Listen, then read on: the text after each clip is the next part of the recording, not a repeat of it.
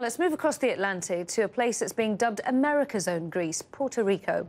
The U.S. Caribbean territory missed a $58 million payment on Saturday, and tonight it's expected to formally be in default for the first time in its entire history.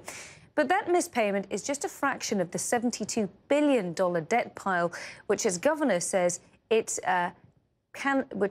governor said back in June that it cannot pay by the dates that it needs to do so. So, to help elude some of its debt burden, Puerto Rico is actually asking to be included on the U.S. bankruptcy code.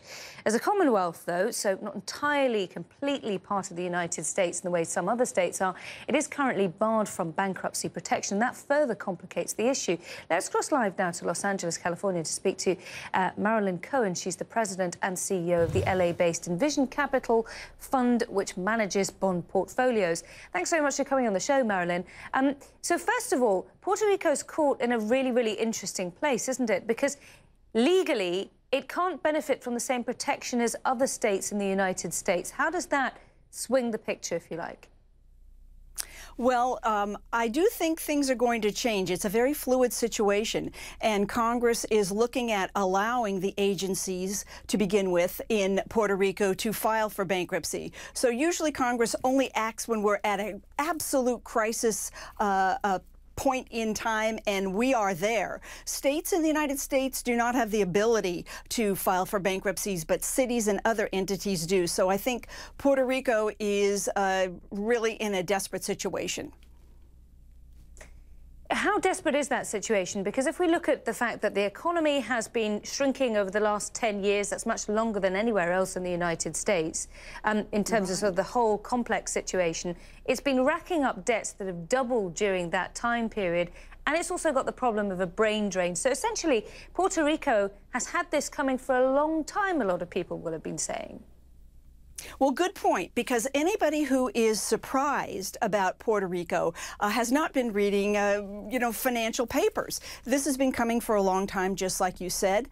They have had economic contraction for every year since 2006 but 1 year. They're in such a desperate cash crunch now that they are not repaying people their tax rebates. They aren't paying some of their vendors, and they have been borrowing not only in the municipal market over the years, but they have been borrowing from Peter to pay Paul, from one agency to the other.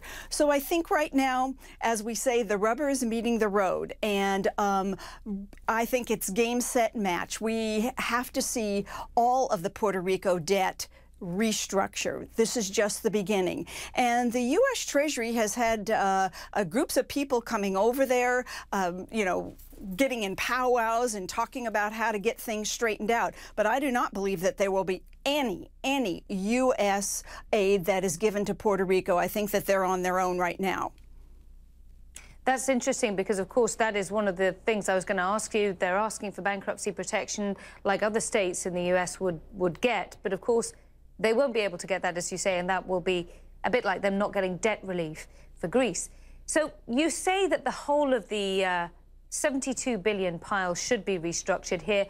That's going to cause a lot of bad blood with the hedge fund industry. And what Puerto Rico's been trying to do is to avoid getting into lawsuits with some of those big creditors and to treat the small ones not so great in the meantime. You say that's not going to work.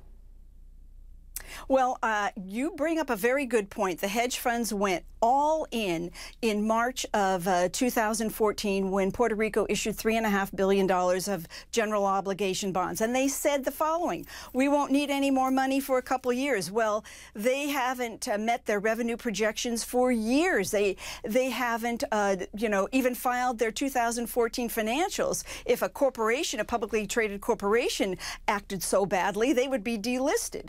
So the hedge funds went in, and now they are the big litigants. There's no question about that. But I think the really germane point for the individual investor who is a do-it-yourselfer is stay out of Puerto Rico. If you have bonds, is it too late to sell? No. If you can get a good bid, you should get out, because this is a big boys game. They have three constituencies. They have the hedge funds, they have the insurers, and they have, you know, the speculators. And I guess I should say four. And they have the insurers like AMBAC and MBIA. So it's going to be a mess. There's no question about it. But when I said game, set, match, it's because a population of 3.5 million with 72 billion in debt, the numbers don't work. They haven't worked for years. So the game's up.